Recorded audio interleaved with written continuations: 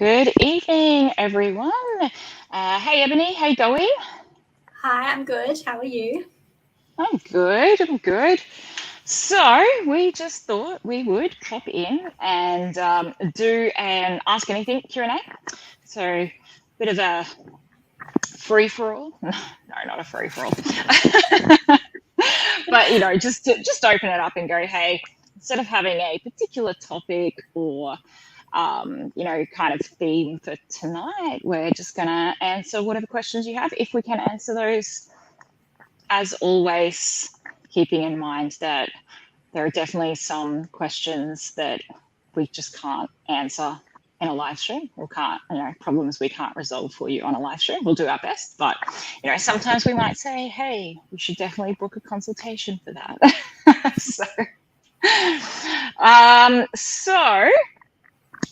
For those of you, I think everybody will know us, but for those of you who don't know, I'm Lee. I'm the Operations Manager and ABN Behaviour and Training Consultant here in Brisbane. And I also do a lot of the online consultations, so work with clients kind of everywhere. This is Ebony. Ebony, you can introduce yourself. Well, I'm Ebony. I am one of the Perth consultants, and I have our intern Nicole as well. So if you've had a consult with me recently, you would have met the both of us. Yes. We're super excited to have a new intern in Perth. So that's been hopefully really good for Nicole. Maybe she's tuning in today and she'll say hi. Maybe. So Bianca's said she's here with all of the curly questions. Cool. We love a good curly question. Keeps us on our toes. So we're just going to basically hop right in. We're not going to muck around. We did get a pre-session question, so we'll start with that, and then as we go, if you've got questions, start popping them in the comments and those will come through to us and we can answer them just as we go. Once the questions die off, we will leave you for the night and go our own ways. So our first question, I don't know if Jaden's here tonight or if he popped it in because he wasn't going to be able to make it, but Jaden asked a really cool question. His question was, what are some tips on making a behavior resilient? So this is a super cool question because I think it's a really important question when we are training our birds, animals in general. We certainly want to be aiming for behaviors that are resilient to to change. They're resilient to inadvertent situations that might pop up, frights that they might get that are somehow associated with the behavior that we're training. I often, one of the behaviors that I think about the most when I'm talking about resilience behaviors is harness training, because it's a behavior that can be really, it's a difficult behavior because a lot of birds don't find harnesses terribly fun necessarily to wear. They're not necessarily like dogs where they're like, great, put a harness on, take me outside. And so it needs to be a behavior that we really build in some resilience in order to kind of keep it successful. So Ebony, what are kind of your go-to ways of helping to build resilient behavior? It's really simple for me, and that's just right back to basics and making sure that's quite strong and observing your bird as you're training and as things are happening around you and seeing what they're reacting to versus what they're not, and just building on it from there, because you're going to learn a lot from your bird in those scenarios, and then starting to test them as you've got those strong foundations built.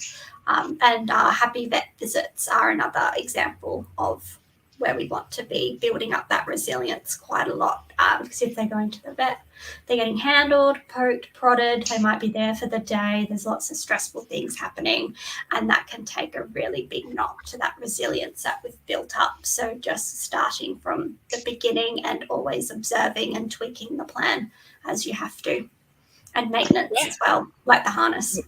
Maintenance, yeah, that's the one I think is really big and is often overlooked.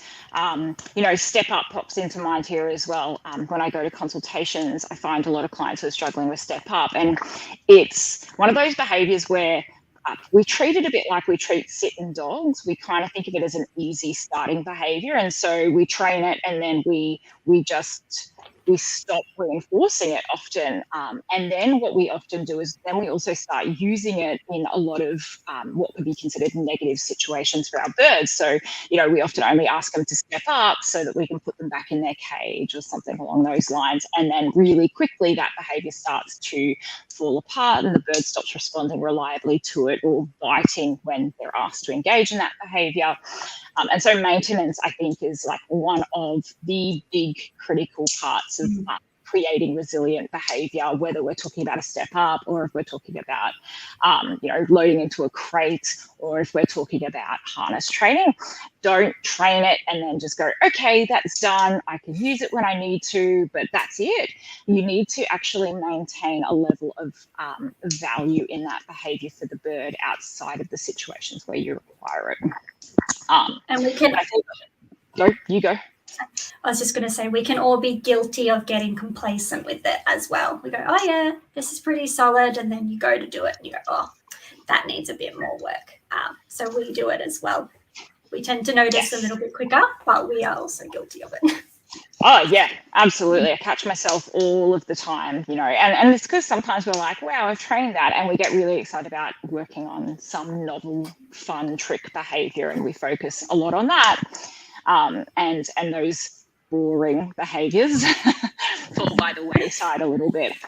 I think using primarily positive reinforcement training or reinforcement-based training is a really big way, really important part of building resilient behavior. When an animal associates engaging in a behavior with access to something that they like or want or need, they're more likely, that behavior is more likely to be resilient moving into the future. Whereas if we're training it by teaching them to avoid an undesirable outcome, that behavior is more likely to fall apart as soon as, that whatever is driving that behavior is no longer there. So, we find animals put in more effort, and humans put in more effort when positive reinforcement is, the main motivating factor behind the behavior as well. And those behaviors therefore stay a bit more resilient. So,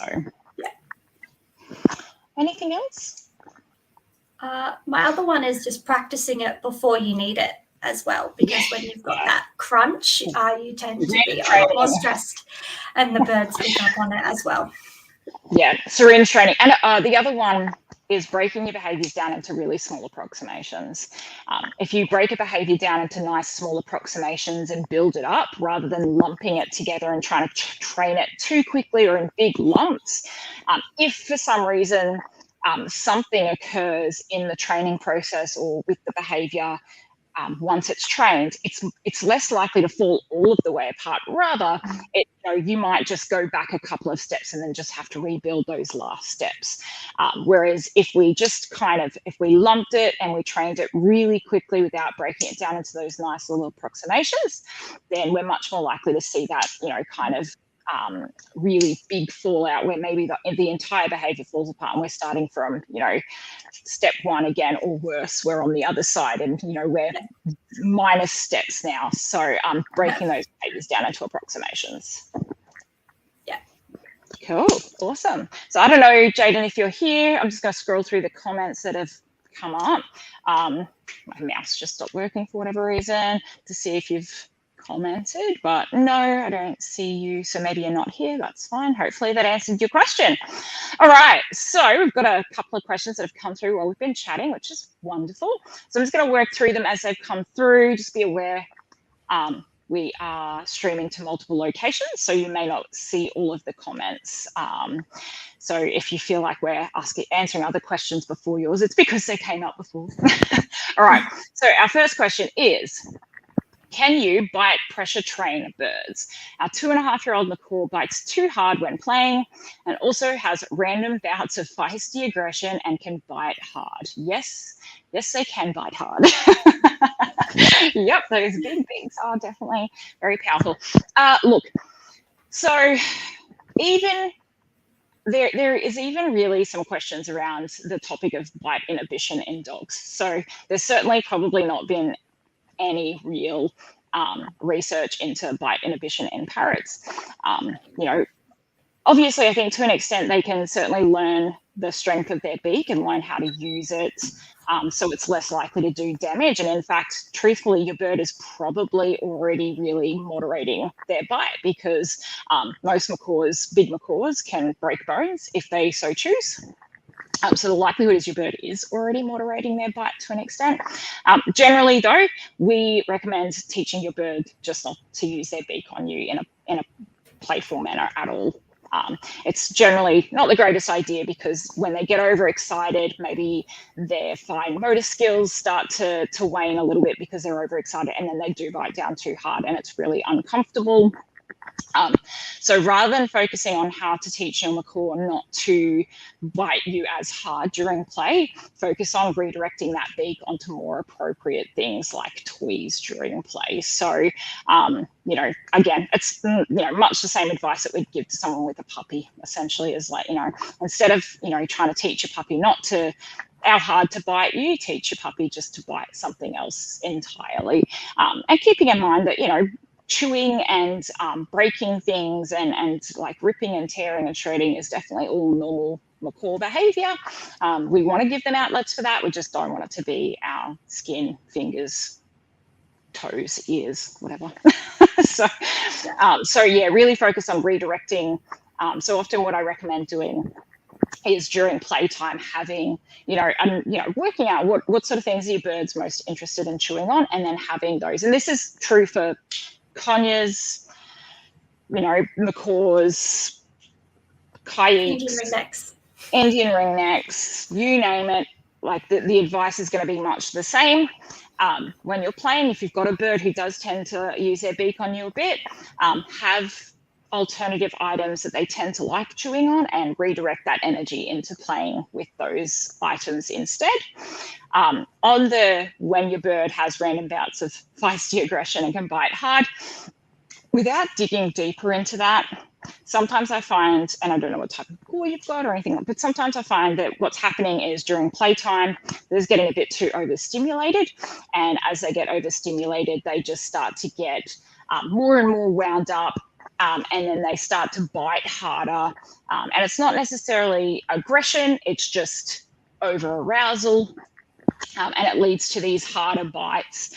So something you can do there is, one, again, come back to redirect onto more appropriate items to chew on. But the other thing is to recognize when your bird is starting to get amped up, and then maybe choose a different activity for a while. And so that's where I might have some kind of enrichment item set up. So I might have, my macaws love gum nuts with little bits of nut or something else shoved inside of it. That'll keep them busy for ages. So if I can see my birds getting kind of amped up, then I might be like, cool, time for you to do this like chewing, calming exercise that's going to hopefully kind of help them wind back down again, because they're getting too worked up. I don't know if that's relevant to your situation or not, because I'm not sure exactly when the hard bites are occurring, but that's what I'd be looking at doing. Ebony, anything to add to that?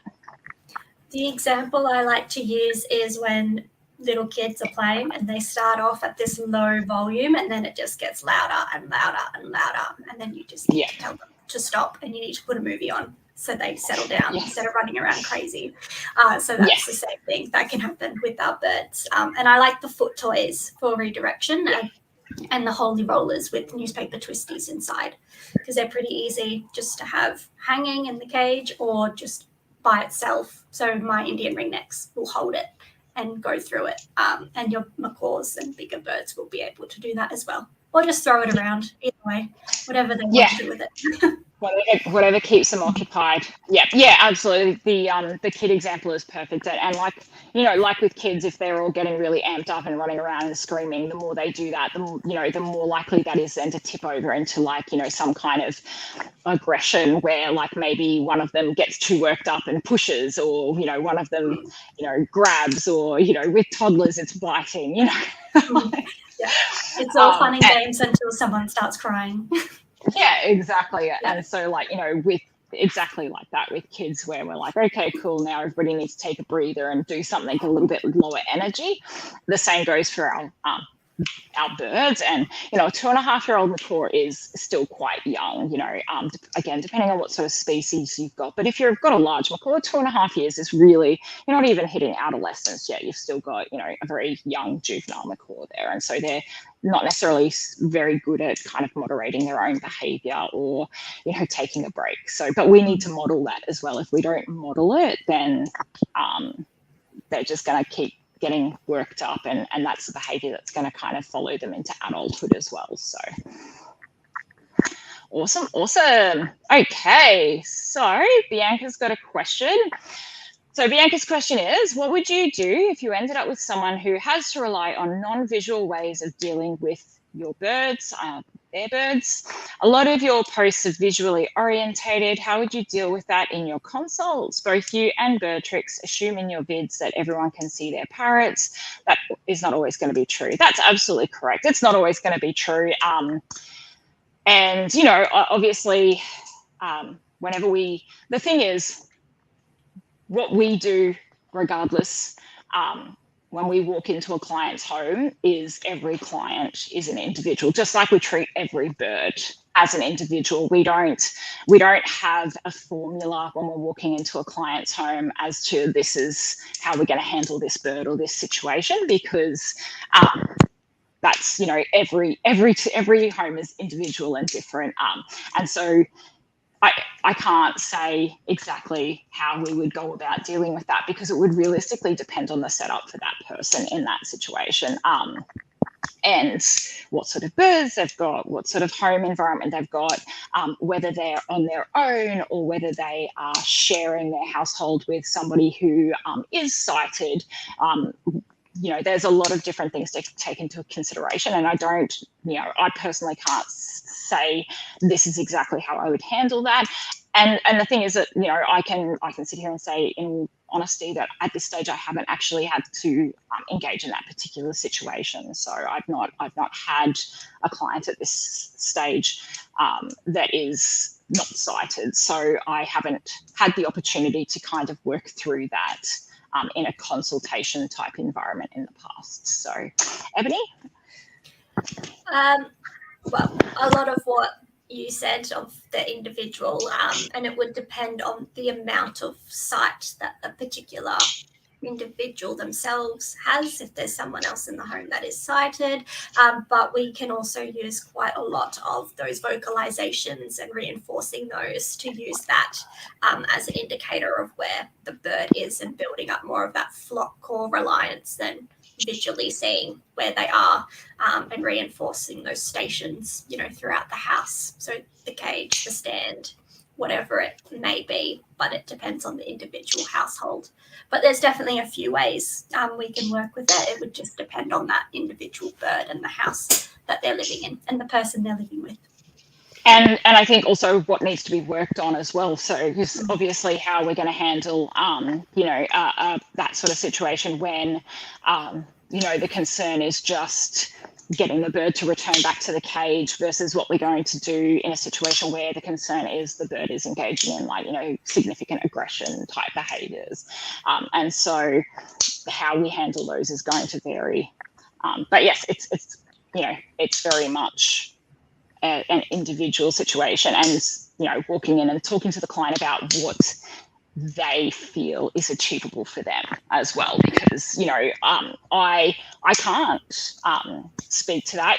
That's not my lived experience, so I would need to speak with that particular person about what that means for them, and also what's achievable for them, because as Ebony says, it might be a case that the person has enough vision to be able to kind of see where their birds are, or it might be a case that they just have absolutely no ability to see where their birds are, and they're realistically just relying on their knowledge of their own home layout and listening to where the bird is through flock calling.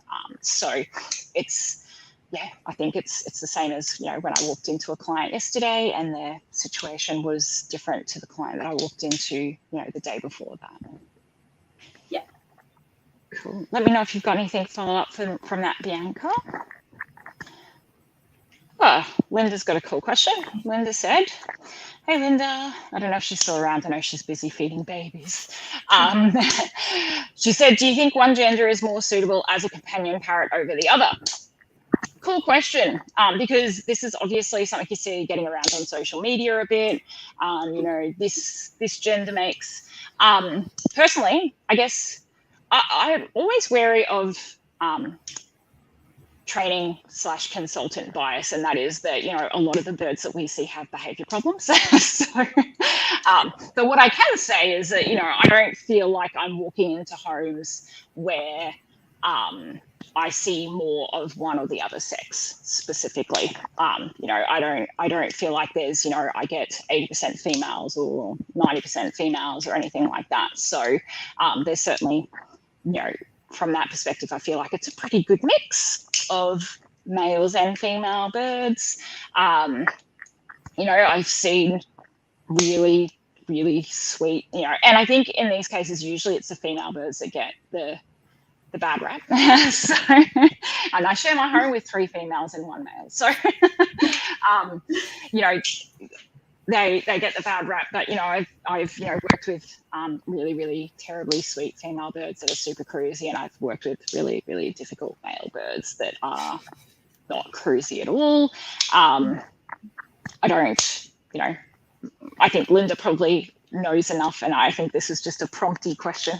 I think Linda knows enough about us to know that, it's more about the individual bird and the work, the time, the effort, and things that are put into them. I will say that, that the big thing is to recognize and understand the natural behavior history of the bird that you're bringing into your home. So if you're going out and getting an eclectus parrot and you're choosing to get a female eclectus parrot, you need to recognize that those are birds that will spend 10 months of the year, once they're mature, potentially in a nesting hollow. So if you're creating the right environment for that, then that's the behavior that you're going to get.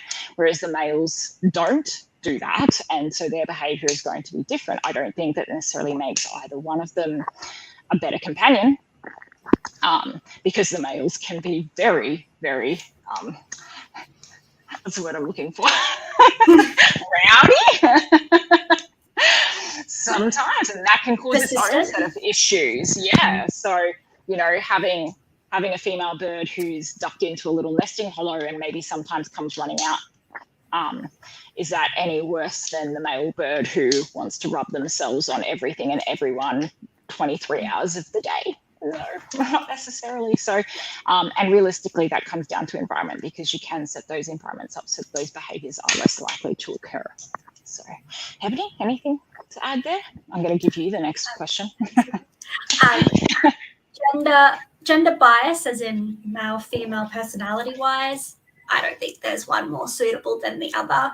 The only concern I would say is for females and things like egg laying, being egg bound. You just need to be a little bit more observant in that regard, and know what those signs look like. But otherwise, that would be my only real distinction between the two.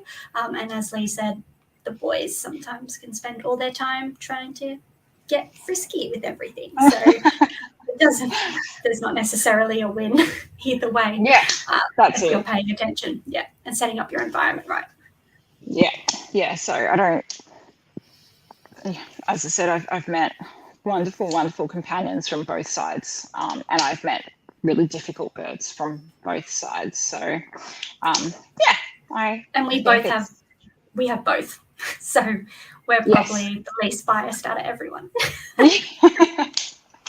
Yeah, exactly. And like I said, parrots are hard work, and so I think it's recognizing that all parrots are hard work, and going out and getting a boy doesn't guarantee you a cruisy companion. They're still going to require just as much work. Cool. All right, Nikki has asked, hey, I'm getting a second macaw soon, and my OG is 7. Do you have any tips on introducing them together? And then she added, they're both blue and gold macaws, and they're males. Cool question. Ebony, do you want to have a go with this one? Or? Yeah. So that's so exciting, a second one, little baby. So for introducing them together, definitely giving them both time to settle in the environment with the other, being around, and that change of routine, because you're going from having one bird to now looking after two, and you'll be wanting to bond with the new baby and still trying to maintain the relationship you have with your first bird as it is.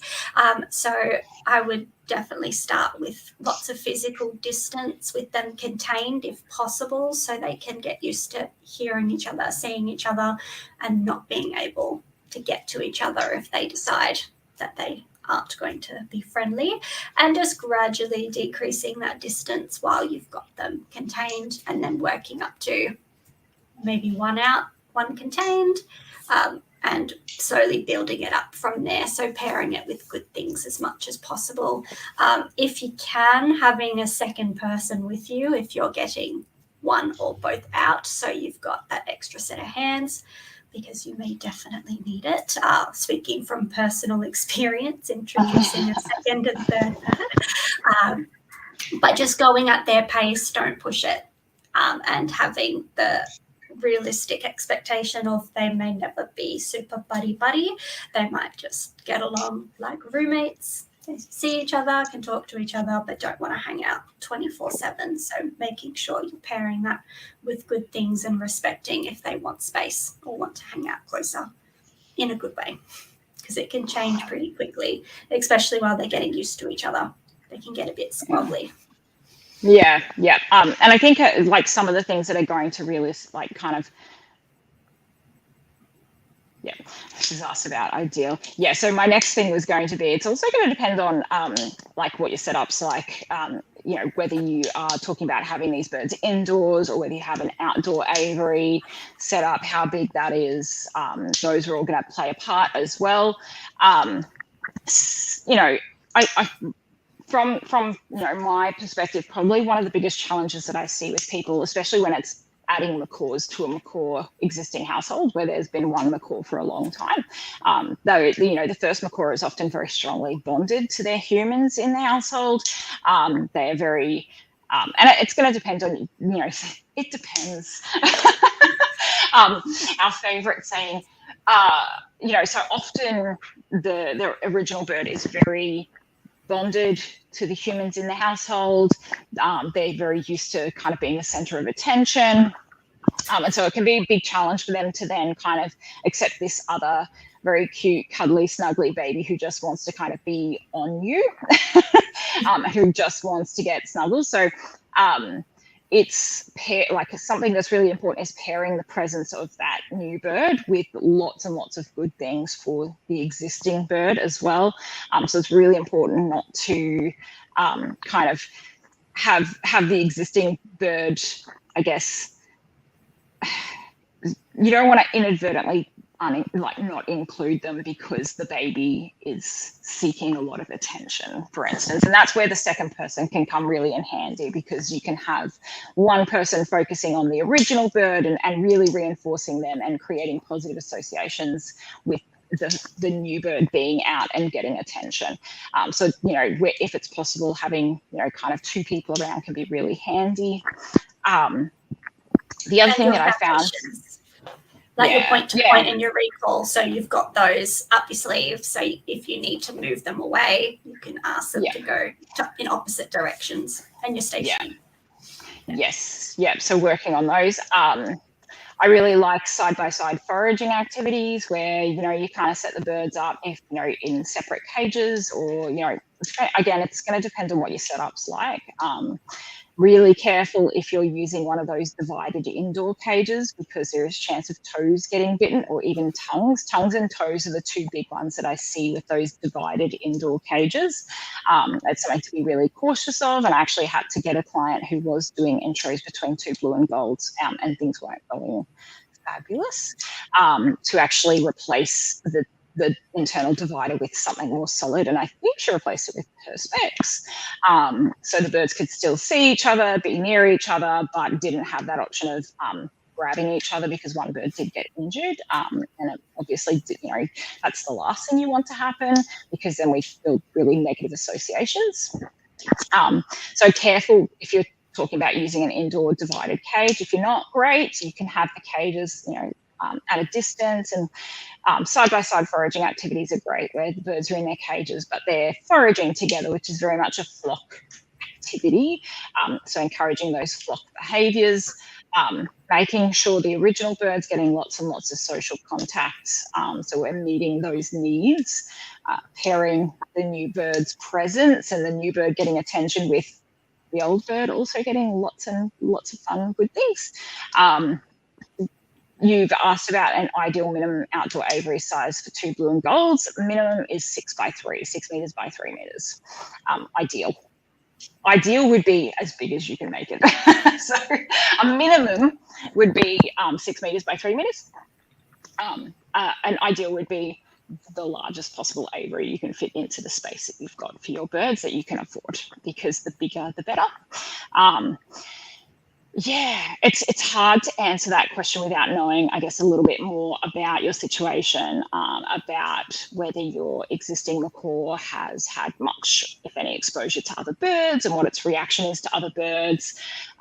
Yeah, it's hard, and if you've got the opportunity, sometimes doing a consultation is a really good way to get help with that, because it can be a bit more personalised. So we can find out a bit more about the situation and make more specific recommendations. Awesome. Next question. When our birds bite too hard, like biting when playing. So again, I'm going to circle back to that last one where we said, let's encourage our birds to bite something else during playtime, but it's going to happen. Sometimes, things happen. You get bitten. So, hey, what's the best response? Do we walk away and disengage or tell them no, etc.? Great question. I always tell my clients that, like, what you do in the moment is what you do. Like, sometimes you can't help how you react because it hurts or they caught you off guard. And so what if you yelp or, pull your hand away, it's not the end of the world. If I can stay calm, then that is what I recommend. Stay calm. And yes, just, redirect your bird, pop them down, gently disengage. Think about what happened. Why did it happen? Why did I get bitten? How can I avoid that happening again in future? But realistically with biting, the biggest thing is that if you ignore it, you're not necessarily teaching the bird not to bite again in future. What you might teach the bird to do is to bite harder next time. So, it really depends on your previous responses to biting. So they might not learn at all, don't bite. They might learn bite harder next time to get a response. So ignoring it isn't necessarily the greatest response, but squealing and pulling your hand away is obviously not the greatest response either. And that's why I say to my clients, like, realistically, what you do in the moment is not it's going to be what you do. And like I said, ideally you stay calm, get your bird to move away from you, hop off you, you move away from the bird, take a breath, because often we're upset and angry that we got bitten. And so we just need that breather moment as well. Give them because something. It hurts. Yeah, it hurts. Not just physically, emotionally as well. And then the big thing is to really come back and have a think about why that bite occurred and how we can avoid, that biting situation again in the future. And if it's because you're just playing with your bird and they are, wrestling with your fingers or something, then generally, I'd recommend thinking in terms of, maybe playing with them in a different way or having breaking the play up. So, if you are playing with a bird with toys, but you can see that when they get to a certain level of stimulation, like we spoke about earlier, they're more likely then to tip over into biting, then break the play before it gets to that point. So, with biting, it's always thinking, in the moment, what's going to happen is going to happen. Stay as calm as you can. But realistically, it's what you do after the bite that really matters. How do you, what do you come up with after that? Anything to add to that, Eb?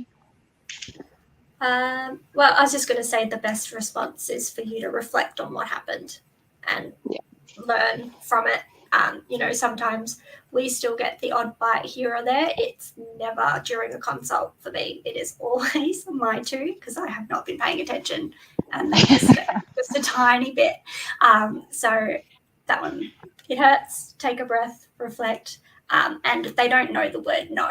When you say no, you usually go no with big voice, tense body language, and they're reacting to that more than the actual word itself. So you can redirect them. So ask them to move elsewhere, give them something else to do, give yourself that breathing time, relax time until you're ready to interact with your bird again. Yeah. And I just do want to say here as well that, sometimes people react by, saying no and then, putting their bird back in the cage. And that's definitely not what I would recommend. One, we don't want to make the cage a negative space by using it as punishment. But two, often, by the time you've said no, stood up and walked to the cage, we're not really necessarily associating those two things close enough together. We don't want to resort to punishment because, then we're associated with punishment as well as their cage. There's a lot of fallout from that. So, that's something I wanted to kind of pop in there as well. All right, Ebony, you're up. When scratching my galar's head, she often just bites for no reason. Yeah, so without seeing what's going on in that moment, often our birds don't like those scratches for an extended period of time in one hit. So it's always good to teach a scratch cue. So mine's really simple. Do you want to scratch? And they have to put their head down and come towards me. And so that's them saying, yes, I do want to scratch. I put my head down and I've headed towards you. And when scratching, it's just a couple of seconds at a time. Put your hand away, reassess, ask again, start again. Especially our birds, they molt. So sometimes there's these molting feathers around their head. That's not very comfortable. And we might accidentally hit one on a weird angle and they don't like it. And they turn around and bite because that is the closest thing to us. They can use their beak in lots of great and not so great ways, but always paying attention to that body language. So if you notice that they're about to tense or you're not sure what they're going to do, put that distance in between you and the bird, because you can always decrease it if they're happy to do so, but you want to avoid those bites as much as possible because you don't want that negative association between your hand and being near the bird and them not liking it. Yes. Yeah, I agree. That's it. Yeah. So consent cues are really helpful because we can really make it that communication really clear. Do you want to scratch? And then they really specifically consent to that. But keep it short and sweet. Scratch for a few seconds, take a break, ask again. Because it can seem like they're biting for no reason, but there's always a reason. Sometimes it can just be hard for us to pick those threads apart and find out exactly what it is. And sometimes there's a history there where, over time, what the bird learnt was that when people scratch, they scratch for too long, and other types of communication haven't been effective, but turning around and chomping the finger makes it go away real quick. So, and so sometimes it can seem like it's for no reason, but what's happened is we've inadvertently taught the bird that that's the best way to communicate that to us. So really breaking it down into really short sessions where it's like, do you want to scratch for 3 seconds, take a break. Do you still want more scratches? You do? Okay, scratch for another 3 seconds, take a break, and then ask again. And you might get to a point where they're like, no, actually, I'm done now. That's good. And the other thing, be careful not to sit there and just scratch the same. It's nothing worse than someone just like rubbing the same spot on your body over and over again. Have you ever had a bad massage? It's really irritating. So you've got to be careful as well that you're not just irritating the same spot for really long periods of time or knocking the feathers the wrong way, because those feathers are, feathers aren't as fine as hair. So although they come from follicles like hair does, there's, those follicles are their feathers are a lot thicker. And so there's going to be more sensitivity around them being rubbed the wrong way and stuff like that as well. So that's something to be aware of. And your Cool. bird might just have particular spots on its head that it prefers being scratched over others, and you might be heading into the no scratch zone without realizing it. So just observing it. Cats. Yeah. Yeah. All right. Cool. The person with the feisty riding macaw before said that is a blue and gold macaw. So, and that was spot on. He gets so excited and sees like he has to let it out with a hard bite. Yeah, but I suspected was probably happening. And yeah, definitely, it's just a case of really keeping an eye on them and recognizing when they're starting to get worked up, and then going, okay, cool, it's time to like take a break, cool it down, because I'm going to get bitten. So, yeah, it's got to be aware that sometimes they're not super good at moderating themselves once they start to get to that level of excitement, just like a child wouldn't be. Awesome. So this is another galah question. It might be from the same person. I can't actually see your name because you haven't given permission. That's why it comes up with Facebook user. So I think this might be from the same person. She said, why would a galah with a perfect personality just out of the blue, without any prompting, just lunge and try to bite me? Really, I don't feel like we can probably answer that particular question, because we'd have to ask a bunch of questions to kind of get down to why that might be occurring. So there's so many potential reasons why a bird might be lunging or biting, again, seemingly out of the blue, but likely because there's some history there that's taught the bird that under those conditions, if they lunge or bite, something that they'd like to avoid or that they don't like will stop happening or will go away. So what we really need to do is maybe dig into some of that bird's past history and our responses to that, and what conditions it's occurring under, in order to really nut out exactly what's happening there. So Debbie Cormack said, great answer, Ebony, as she's partially blind. Thanks, Debbie, for that feedback. That's really helpful. Bianca said, I said it would be curly. That's cool. We're happy, like I said, to answer curly questions. It's a really good question. And, it's good to think about those sort of things. But yeah, I think we definitely just need to take it on a case-by-case basis. So, yeah. Debbie, I'm not sure what that comment was in relation to, so I'm going to leave that one for now. Bianca said, when you do your vids and pics, could you please put alternative text descriptions on your content? So many of your posts are without context otherwise. And yes, I was talking about having no vision and not assuming there'll be a sighted person to help. Yeah. Again, we'd have to come into your home and meet you and kind of, suss out your situation, because we don't know what your home setup is like. We don't know what foundation training your birds have. We don't know what the behaviour problem is. And all of those things are going to play a part as to how we approach that with any person. And obviously, we would also, ask the person, like I said, with that lived experience, to help guide us on what we could do to make it achievable for them as well, and how we can help them out. Yes, Bianca, absolutely. It is something that I try to do, but I'll be the first to own up to the fact that sometimes I can be slack with it because I'm in a rush when I'm posting, and I just quickly type something up in some cases, and we definitely need to try and take a little bit more time to keep that accessibility there for everybody who is on our Facebook page and our social medias. Yep.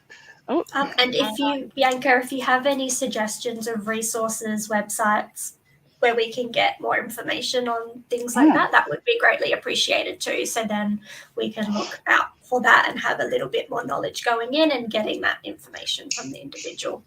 Yeah, exactly. Debbie has said, can you please tell me where, I think she meant where to find on your site, your training videos. A lot of our, like if you're talking about like our free content, Debbie, is either in our Facebook group, which is A Parrot's Life, Parrot Behaviour Help. So I will pop a link for that in the comments section of this live video once we're finished up, so it's easy to find. And we also have started putting these things up on YouTube as well, because not everybody has Facebook. So YouTube makes it a bit more accessible for those that aren't necessarily on Facebook and using Facebook. So, and I'm slowly working through some of the content that's on Facebook and taking it from there and uploading it to the YouTube channel as well over time.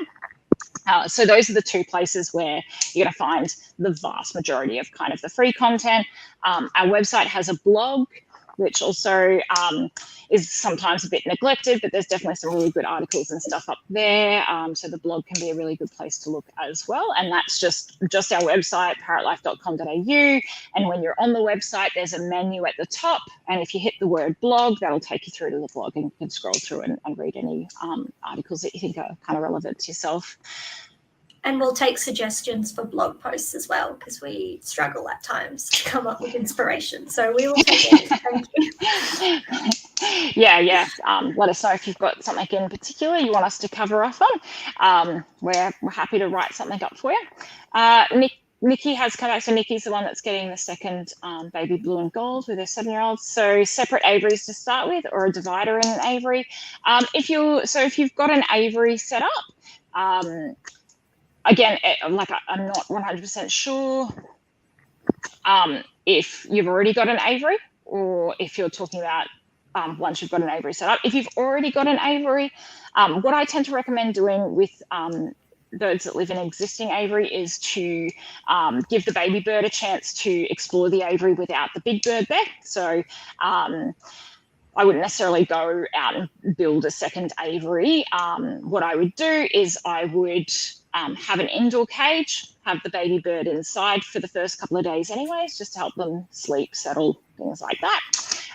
But then the other thing that I would be doing is doing switches around, so that the older bird comes inside, hangs out inside for a while the baby bird gets a chance to go out and just get kind of the feel of the space. They know where the perches are, they know where the food bowls are, the water bowls are, and they get kind of a bit of some comfort there, because it just means that they're not on the back foot once you start to introduce them to the older bird. They know exactly, where everything is in the aviary. And so if they feel uncomfortable, they can easily move away, because otherwise the older bird is, kind of really comfortable.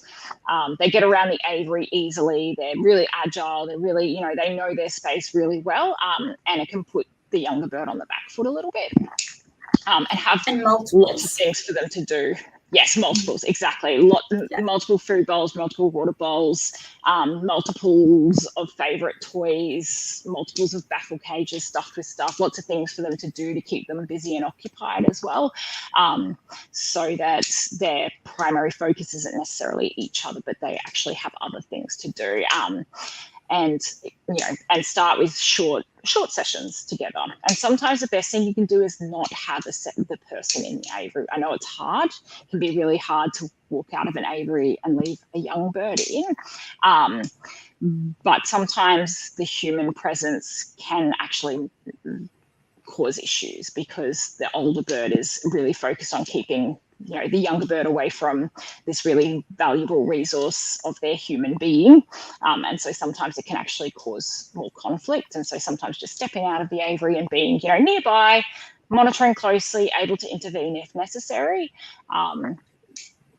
But you have to be comfortable doing that as well. So as this question, I find this question curlier than the other question, purely because there's so many little things you need to take into account, and it's going to really come down to how the birds are reacting to each other. Anything to add to that? Prepare for the worst. Prepare for the worst, and anything better is great. Yeah. At the end of the day. Absolutely. Oh, the mouse is all over the place today. Just so there are some comments that I'm skipping. It's just because people are having conversations here. Cool. So Tracy has said, I have a mustache parrot and a plum-headed parrot that are about 3 months old. Oh, babies. I got them from the same breeder and they were reared together. So when I got them, I kept them together. Well, last week when it's bedtime and cage time, they're starting to have a go at each other until they find their spot. I want to separate, but hubby says they're okay. Hope this makes sense. It does make sense. This is a really good question. When it comes to indoor, and like, again, this is one of those ones where it's like, I need to ask more questions. What size cage are we talking about? 3 months is really young, to be honest. Yeah, and again, it's hard without seeing the situation, but to be honest with indoor cages, I'm sometimes a little bit iffy with keeping two birds in the same indoor cage. It would be kind of like, especially because they do spend pretty large portions of their days in those spaces. And so it's like being stuck in a bedroom with somebody for 20 hours of the day. It would get kind of annoying after a little while. I guess it would depend how bad are the squabbles. Is it literally just them going and then they settle down, or are they really getting into it? Is it lasting a really long time, or is it a short amount of time? All of those things are going to play a part. I wouldn't necessarily, it says that's probably, so the last week at bedtime, they're starting to have a go. I wouldn't necessarily rush to make that decision. They're still really young, so I wouldn't necessarily want to separate them from their friend at this stage anyways. I think that they're quite young, so I wouldn't necessarily rush to that to separate them just yet, unless you see that the bickering is increasing in intensity, or is going on for longer periods of time, or is starting to pop up and occur in other non-bedtime situations, in which case I might start thinking about giving them their own separate spaces, at the very least, to sleep in. Eb? If they're 3 months, I'm going to take a stab and say you might not have had them for that long as well. So they're probably still decompressing and settling in with you in general. But if they are having set spots in their cage, if it's like kind of close together, but they're not on the same perch, maybe separating those two favorite spots, or working on something like a station. So a station each on opposite sides of the cage where they can't just nitpick at each other, but just keeping an eye on them as they get bigger and potentially looking at having them housed separately. So my two Indian ringnecks are housed separately because they squabble when they're in indoor cage together. So I've got them separate, side by side. They still talk to each other all day, but they just can't be right in each other's space 24/7. They can move away from each other to an extent if they want to. Yeah. And I think there's, I guess, an expectation that because birds were raised together, they're going to just get along forever. And I think it's probably a mistake to assume that. We still want to make sure that we're really setting them up for success, because we've got two different species. And, sometimes being raised together actually causes more issues than actually, reducing issues, because you've got these two birds that, kind of, would naturally, as they grow up, would naturally normally move away from their siblings, not stay together with their siblings. So it doesn't always happen that way. Sometimes it's fine. But it is, something to be aware of, that just because they're raised together doesn't automatically mean that they're just going to get along and love each other forever. There's probably going to be some work to put in there. And just like any other set of siblings, they're probably going to have snarks. But yeah, certainly thinking in terms of, sometimes as well, if we're seeing snarks, it can just be a case of like, the cage we're using is too small, and we need to opt for a larger space for them so that they have a bit more room to move and to get away from each other when they need to. So without seeing the cage set up and that, it's hard to say. Or providing, a slightly different sleeping setup. So, wherever they're choosing to sleep, it might be a case of having a look at that and deciding on whether there's a way that we can modify that means they're less likely to have a snark over, settling down for the night as well. So it's probably a few things to kind of think about there. Nikki with the 2 Bloom Gods says she's got 40 acres, so she'll get building. Yeah, so you can fit a massive aviary on that. We could fit on that too. Yeah, exactly. We'll move there as well. Can we build us an aviary? All right, Jessica has said, this is a really long one. Whoop. All right.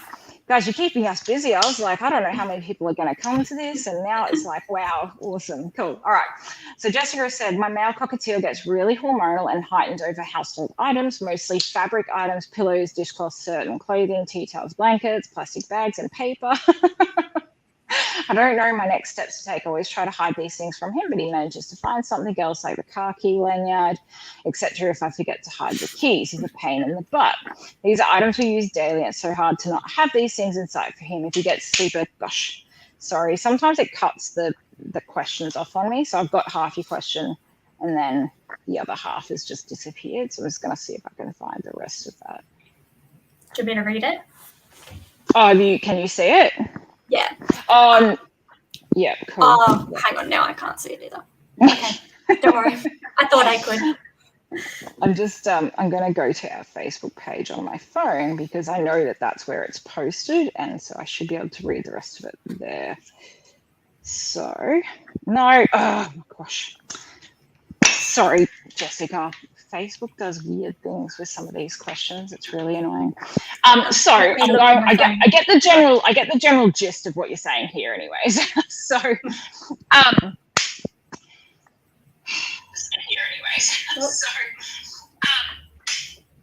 Geez, Ebony. Sorry, I can hear myself in the background. I'm trying to look for it. Can you turn your volume down? We can hear it. It's feet. Yeah, we've got heaps. I've just turned it off. Don't worry. Awesome. So there are a lot of things that we look at. I would probably start by pointing you to the live video that I did with Dr. Pat from the Unusual Pet Vets back in December, because we talk all about reproductive issues and how to try and modify the environment in order to reduce reproductive issues in our birds. That's on our YouTube channel, and it is also on our Facebook page. Probably have to scroll back a bit. It was back in December, so it's probably easier to find it on the YouTube channel. It's one of the first videos, and YouTube is just, if you search Parrot-like Behaviour and Training YouTube, you'll find us. I'll pop the link in the comments section afterwards as well.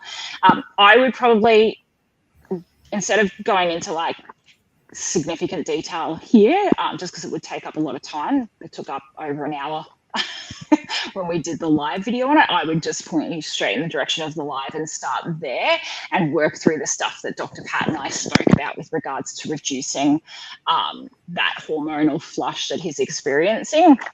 Something to be really cautious of here is if you're already doing all of those things correctly, and you're still finding that this bird is engaging in significant this kind of chewing behavior, then I would probably recommend a vet visit if you haven't already done that, because there are a couple of things here. One, it may seem like he's engaging in hormonal behavior, and I know you said he's heightened over household items. I don't know exactly what that looks like. Does that just look like he's behaving aggressively when he finds those things, or is he chewing on them? If he's chewing on them, my concern would be cockatiels have a penchant for ingesting non-food items, and this can create blockages in their crops, which makes them really ill. And so if he's chewing and ingesting those, it can be possibly part of being hormonal reproductive, but it could also be something like pica. And so I would strongly recommend an avian vet visit if that's not something that you've already tried, to rule out any health issues and just to get on top of that. But it can also be a really good way to chat through things like your diet, and anything else that the vet might be able to recommend to help. And if they also think it's part of a reproductive kind of flush, they might be able to talk to you about other options if you've already put everything else in place and it's just not having the desired effect. Because again, if he's ingesting, it's a health concern for him to engage in that, not just a concern for your fingers. So, and I'm sorry because I've missed some of your questions, so there might have been some other information in there that has made what I've said less relevant. So I'll keep trying to find it. Cool. Bianca's got a couple of comments in there which kind of just relate to stuff that we've been talking about. So I'm not going to read those out because everyone can kind of pop in and have a read of what Bianca's kind of added there. Some of it just relates back to the biting stuff we've talked about, nibbling fingers and stuff like that. And it's all really good information that she's popped in there. So have a look at that. So this one's got a question that says, how do you train a 3-month-old that shows no food preferences and eats very slowly? I would start by asking what species of parrot is it, because if it's a 3-month-old macaw, it's not weaned yet, and that would be a contributing factor to them eating slowly and things like that. So it's going to depend. If it's a 3-month-old cockatiel, that's a different story because a 3-month-old cockatiel should be fully weaned and eating relatively independently. I guess I would also ask, what do you mean by no food preferences? Do you mean that they don't like food at all? Or, it can be really, really difficult. And sometimes it's just, one, playing around with different options, continuing to offer lots of different options, presented in different ways, because sometimes it's just a preference for how it's presented to them. Sometimes it might just be that they are, still deciding what they like. The other thing I would think in terms of, as well as, again, I'll roll back to like an avian vet check, because if they're eating really slowly, then that could be an indicator of something else going on. Ebony? I was just going to say a tasting platter. So a little bit of different things, just seeing what they like. 3 months is still quite young overall anyway. So and depending how long you've had the bird for, it can still be settling in. So that decompression time can factor in quite a lot. Yeah, that's it. 3 months is very young. So I would probably just do what you can. And then also, there's plenty of other potential reinforcers available as well. So, if you're talking about it for, it can be toys, it can be particular toys they like, it can be head scratches, it can be access to a favored person. So there's also lots of other potential reinforcers that you can use for training purposes as well. It's just really about working out what it is that your bird, is going to respond to, what they enjoy enough to want to work to get access to. So Paula said, do you guys talk about any health issues? No, not really. We do live events where we do health stuff in conjunction with veterinarians, but as we aren't avian vets, we ourselves will generally not get into big discussions on health because we are not qualified to give advice on that sort of thing. But like I said, we have done live Q&As like this in the past with veterinarians on board. So we did one with Dr. Tony from Perth Pet Vet on first aid and answered some questions and stuff there. We did another one on unweaned chicks with Dr. Tony and Linda Plumstead. I've done some previously on things like feather destructive behaviour in conjunction with Dr. Alex from the Unusual Pet Vets. We did the reproductive one, again, which covered off on health stuff with Dr. Pat. So, if that, what health issue are you kind of interested in talking about? Let us know, because we can always hit up one of our many amazing avian veterinarians that we work with to do another live. Or do you just want us to do a live on health issues in general, and we can pull somebody in and do something about that, for sure. But yeah, we generally won't. If it's a very basic question like, should I trim my bird's beak? Well, we can generally answer that question. But if you're, asking us about, whether you should give your bird a particular supplement, or if your bird needs antibiotics for something, that's definitely not an area that we can help with because we aren't veterinarians. So, Linda said, most common problem you experience with new bird owners. Ebony, I'm going to throw this one to you as a starting point. For me, I'm going to say unrealistic expectations of a new bird coming into the home. Because often if we're going out for a consult, the new owner is trying to get off on the right foot, or they've had the bird for a certain amount of time and they're realizing things aren't working in the best way, and they've reached out for us for help and education. So we're not going to knock anyone back. We want to help and improve everyone's life, bird and human. So it's understanding exactly what you're getting into as much as you reasonably can before the bird comes home, whether it's your first bird or you're bringing in a fifth or a sixth. Just understanding what that looks like, down to the specific species, what they need for their enclosure, for their diet, annual health checks, what training you have to put in, what changes to your routine you need to do.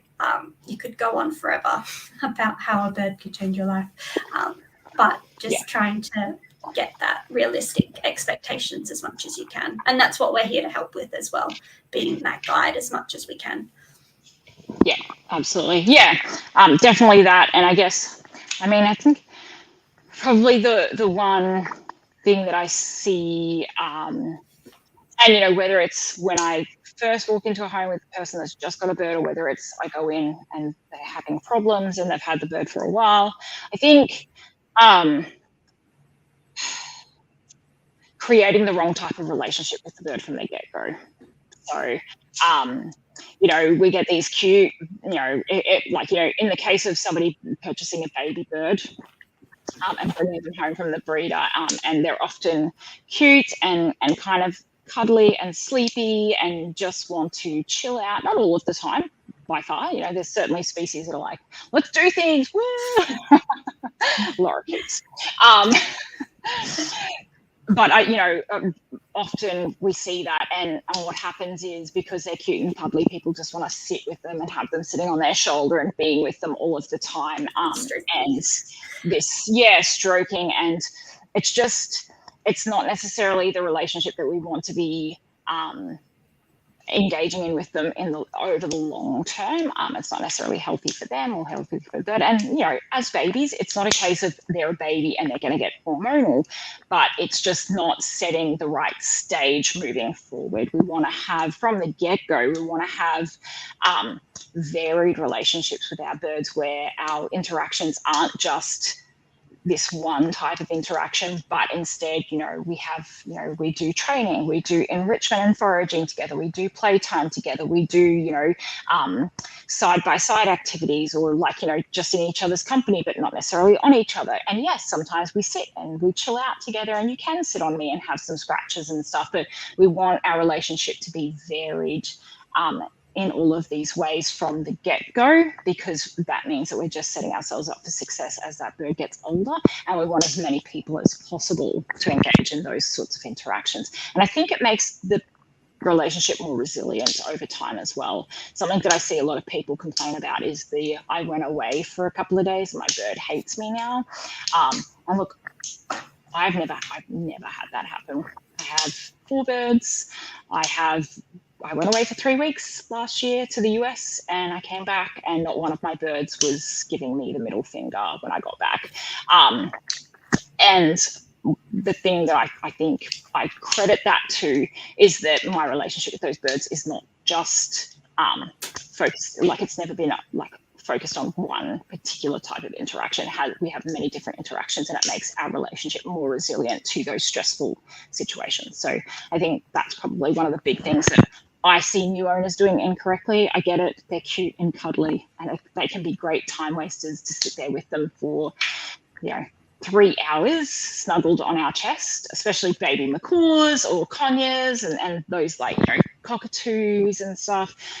But in the long run, we're not doing us or the bird any favors by doing that. And we really want to have those big, varied interactions with them, because it not only builds a better relationship for us and the bird, but also it also creates a much more resilient bird overall.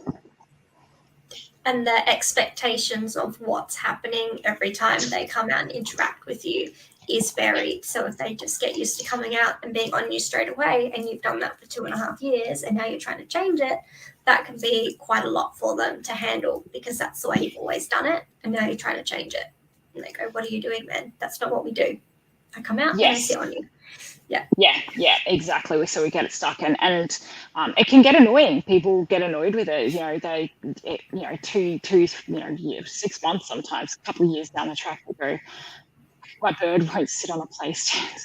It wants to fly to my shoulder all of the time, but we've inadvertently created that. So it is setting up, and again, it does come back down to realistic expectations. Really, if we think about it, realizing that what are our expectations for our bird going to be in 12 months or 18 months time, and realizing that it's up to us to start modeling that from the get-go with them, because if we teach them that time with humans is just sitting on shoulders or sitting on chests and having snuggles, it can be really hard to change that when they get a bit older, and we don't want them to do that anymore. Cool. Bianca, I'll reply to your comment with our email address, and that'll be the best place to send some info and tips for us that I can then forward on to the rest of the team. All right. We've got a couple of questions left. We've got more than a couple of questions left here. All right. It's 8:40. I am going to have to say, please don't pop any more questions in the comments. Because we'll work through the ones we've got, and then we're going to have to start to call it end of the day. So my last one is Bianca wrote one at 8:40 asking about reading stuff with their birds. So that's going to be my last question. So we're going to try and work through what we've got here as quickly as possible. All right. So someone has said, sorry, I don't have your name. Trauma, when the time came to get two birds together for the first time, we did the separate caging, but the female from the very first close contact with the male showed signs of great fear to the first bird. Could the second bird have suffered trauma in the last house? I cannot get them in the one aviary. Why? Is there anything I could do, or just keep them separate? Not a problem either way. Okay, cool question. It's really hard. We can't really make assumptions based on the bird's current behavior as to what might have caused that behavior. Certainly there is possibility that there was trauma in the last home where that bird has been attacked or otherwise injured by another bird, but it's also just possible that that bird was hand raised alone, never socialized to other birds, doesn't know what another bird looks like, and thinks that other birds are terrifying. So those are both very strong possibilities. Or it could have been raised with other birds and still just have decided that other birds were terrifying. I don't know how old these birds are. It could just be that that bird's been separated from other birds for a really long time. Could be that a wild bird frightened it. There's a lot of possibilities. The good news is that even if there was, say, the response that your bird is having is still the same, regardless of why that response has started to occur. So it doesn't matter if the bird was just under socialized or if the bird's been attacked. How you would address it is probably not going to change, because what we're going to look at is the behavior that the bird is exhibiting right now, and then work on helping that bird feel more comfortable. Is there anything you can do? Really hard question to answer without, I guess, having a lot more information about exactly what's going on and the setup and things like that, and having an idea of what that bird's response is. Safety is big, though. What you don't want to do is be putting the second bird, the bird that has such a big response to contact, in the position where it needs to respond like that. The more that occurs, the more sensitized that bird is likely to become, and the harder it's going to be to overcome that. So the first thing you want to do is make sure that the bird that is frightened feels really, really safe, and that any future introductions are done in a way that continue to help that bird feel safe, and so that they never feel like they have to respond by screaming, flying away, biting, and things like that. So, it's a hard one to kind of give you a really good answer on. It's definitely one where I'd say that, if you're really keen on trying to get those birds introed, and, even if, it's like Ebony said before, maybe they'll just be good roommates and not necessarily good friends, then, that's probably something that would be a really good thing to do a consultation on. If you're not super fussed and you want to keep them separate, then you can also do that. Because even just, even if they're not interacting with each other or, you know, sitting close together, just having each other nearby is still company, social contact, and certainly improves their welfare. So, Ebony, did you have anything to add to that one? No, I was just going to say the same thing about them being nearby and having that social contact, even if they're not physically interacting. And if you're not sure, then separate is best to make sure we're not accidentally having more negative interactions without meaning to. Yeah. Cool. Okay. So Colette has said, I have no idea how to get my BFA with Amazon to recall for me. Even using treats, she looks like she really wants to, but looks like she's about to, then won't. If she does fly anyway, she'll just fly right by me and then turn around and go back to her stand. Awesome. I'm going to give this one to you, Ebony, to start off. Yeah. So firstly, Colette, how old is your bird and how long have you been trying? So sometimes they're not too sure about flying to us and landing on us as well. So sometimes our hand or our body can be quite unstable and we can accidentally give them a fright because we are not strong like a tree. We're not designed that way. So we may have accidentally given them a scare at some point in the past. And if she flies right by you and goes back to her stand. So her stand's her comfort spot. So she's eager, she's interested, but she's not keen on the landing just yet. So I would still pay that stand just once or twice, but really jackpotting if she does land on us. You make that the best payday she's had in a really long time. And making sure you're nice and strong and decreasing that distance as well. You might be trying to push a little bit too far. So even if it's not flighted, just going point to point and building it up slowly, increasing that flight, because flying's quite hard. It takes a lot of skill, muscle and stamina to do it, and it takes time to build that up. So we want to make sure our expectations aren't too high, and we're doing those small progressions, so breaking it down into teeny tiny steps. And you might find she skips a couple of steps once that confidence builds up too, which is always awesome and makes our training a little bit easier, but that's not always guaranteed. So if you're not sure, split it and make it smaller. Yeah. That's, you know, so I would also ask the question, like, you know, something that I'd want to know is, does this bird step up? Does it step up on a hand? If it doesn't step up, that's a starting point. If it does step up, is it comfortable in the hand, or does it step up and then want to step straight back off again? Because the flying back away really quickly kind of says to me that maybe this bird is not comfortable being on the human. These are just guesses based on the information we've had, which is, you know, so these might be off base, but, you know, I would, you know, if the bird does fly to you and then immediately flies off, to me, that's usually an indicator that the bird is not comfortable coming to you. So we might, like Ebony said, be starting to ask for too much too soon. I would do similar to what Ebony, and again, depending on how often this bird flies in other situations, you know, if the bird isn't a big flyer in general because they've been clipped in the past or they're not confident flyers for some reason, then obviously we probably need to build that up. But I'd also take the pressure off a bit, and instead of trying to do recalls to my person, what I might do is, if the bird is an okay flyer and is happy to fly, just not fly to me, then I would be doing A to B flights where the bird flies towards me but then lands on a perch in front of me, and then I go to the next one, I cue it back, and I'd be doing that to start off with, while also separately working on helping the bird feel more comfortable with humans if that's a contributing factor to that problem. So yeah, there might be a couple. Hopefully that helps, but I'm not entirely sure. Like I said, maybe I'm, you know, on the wrong track altogether, and the bird is like loves people. Sometimes they love people, but they're just afraid of hands. You know, so they're quite comfy being on a shoulder, but aren't comfortable with hands at all. Again, I'd come back to, we just need to help the bird feel more comfortable with that, you know, with hands or arms or something. So yeah, hopefully that helps.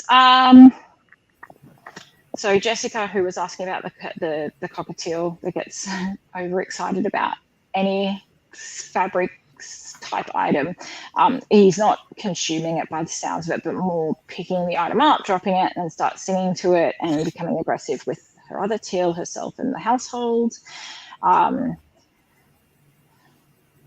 Yeah, and then it becomes quite overwhelming, and he'll even start screaming if he can't have what he wants. Yeah, I definitely think that start with the reproductive behaviour Q&A that I did with Dr. Pat. Just have a watch through that. You know, are you doing all of the things that we recommend doing in there to help reduce reproductive flushes in birds? If you are already doing all of that, book an avian vet visit and go and see an avian vet, because I think there's if you're already doing all of that, or if you need some extra help, then the other option is to book something in with ourselves or with another behaviour consultant to get some assistance with implementing ways to reduce that problem behaviour. So those are the kind of things that I'd start off with. Cool. Just some more comments. Linda said, yes, unreal expectations is a major issue. Yep, definitely. Okay, cool. Our very last question is, there we go. From Bianca, have you ever worked with people who do the learning reading stuff with their birds, as in teaching them to play with a tablet and reading books and such? What are your thoughts about that stuff? Great question. Actually, Bianca, we did a live Q&A with Jen Kuna, who is the person behind My Reading Pets / the parrot preschool setup. Jen is just the most lovely, awesome human being. I actually was in one of Jen's first ever classes when she started teaching phonics to other people to teach their birds. It's, whatever else it is, I'm not a, I haven't had a chance to sit down and read all of her papers. I know she's got a fair few of them out there now. There's quite a bit of research being done in conjunction with universities on these. There's peer-reviewed studies. So there is, a lot of science that they're doing with relation to the work that they're doing around reading and tablets and things. Whatever else it is, it's enriching for the birds. Those birds are getting a different type of interaction, and whether every one of those birds fully understands what they are asking for or what they are writing, they are having a great time doing it. They're interacting with their humans. They're getting reinforced for it. So whatever else it is, I think it's incredibly enriching for those birds, and certainly is encouraging people to interact with their birds in, again, ways that they otherwise aren't, and in ways that are very different to some of the interactions that people get stuck into having with their birds. So, I think it can only be a good thing. I don't, like I said, I don't necessarily think that every single bird that's doing it is necessarily grasping exactly what they're saying or asking for in every single situation. But they're having a good time doing it. So, Ebony, any thoughts? I love it. I love Parrot Kindergarten. It's like my favorite Instagram account. I'm not gonna lie. Parrot Kindergarten. Yeah. I can't believe I forgot. Yeah. Yeah. Yeah. I don't think I would trust my 3 with a tablet at this point in time. So I'm thoroughly impressed that Jen does. I do see the hardcore toddler case on the tablet though. But like Lee said, it's enriching, it's fun, it's cute. We use the videos in our Parrot Training Academy, and they're always my favorite. So, and I love Moonlight's videos. Moonlight, bless her. Like I said, we did actually do a live Q&A with Jen. It was probably last year, but I could be wrong. It may have been the year before. The last couple of years have kind of melded. But it is on our YouTube channel, so if you wanted to go and check that out, you definitely could.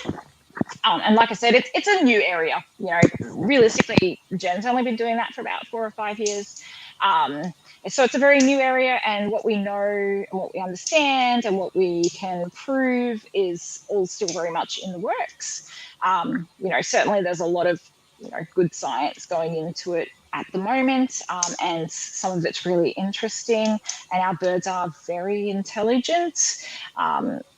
So, but at the very least, it's enriching, it's fun, it's improving those birds' lives. So I think it's worthwhile, having, if it's something you're interested in looking into, I think it's worthwhile jumping in there and giving it a whirl with your birds, because, like I said, at the very least, you're going to have a bit of fun with your birds doing it. And if you come away and it's not the long-term thing you want to do with your birds, that's okay as well. Like, that sort of stuff isn't necessarily for everyone, and I don't think that that's a problem either. What I like about it is that our birds live a long time. So this is something that can always be expanded on. So we like to do a lot of color work because it's cute and it's fun.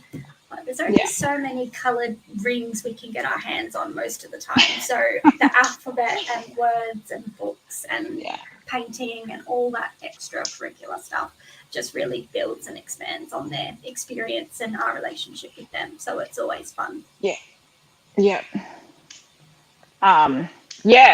absolutely. And, my guys just like playing games on the tablet. Like balloon pop is a favorite amongst my kids. Just popping the balloons on the screen. They make funny sounds and things like that. So Ollie just licks my iPad. No games, just licks the iPad. Funny little kids. Cool, awesome, really good questions. Lots of really good questions. Hopefully we, helped you guys out a little bit with what you're asking.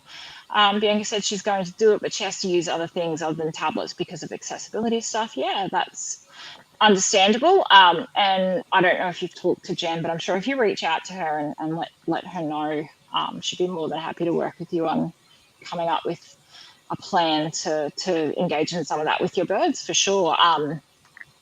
So I know that when I did some of the stuff with her, we didn't use tablets then. We actually used like foam letters, like the sorts of bath foam letters you get for kids.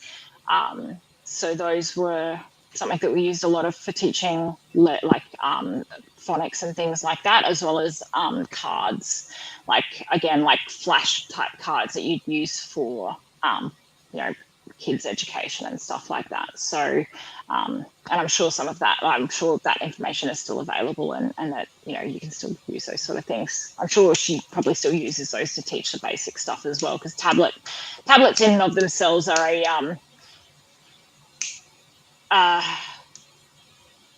tablets are another one that it's not necessarily the birds need to learn a lot of skills to get to the point where they can even do that. So there's a lot of stuff that she does that is non-tablet based as well. So awesome, cool. Well, yeah, that was really good. You guys had lots of questions, which is fantastic. Like I said, I wasn't sure how many people to expect. So much more than I was expecting. Hopefully we've helped a few people out. We have the lovely Robin from Parrot SOS, who was previously Canada Bird School, coming on Saturday, March 18th. And we are going to talk about and answer questions about encouraging birds to engage with toys and items like that, because that's something that we get pop up in consultations a lot, where people say, I buy my bird lots of toys, but my bird won't play with the toys. All they want to do is sit on me, or so Robin's going to come on, and her and I are going to talk a bit about how to encourage your birds to engage with those toys and play with toys that maybe they aren't currently playing with, and answer some questions on that as well. Cool. Awesome. Ebs, thanks for coming. That's okay. Thanks for having me. And thank you, Debbie, for your nice comment. We will be training soon with little Remy. Yes. It wasn't ignored. Lee was just talking too fast for me. Yeah, sorry. There's a few comments backwards and forwards as well that I didn't read out, because I was trying and work our way through all of the questions. But yes, I'm looking forward to some photos or videos of Remy's next session. Cool. Awesome. All right. Well, that's it, everybody. Thanks so much for coming and contributing, asking your questions, and being a part of the live stream. And I will see you in a couple of weeks when we do our next one with Robin. Awesome. Thanks, Ebony. Rose, bye. See ya.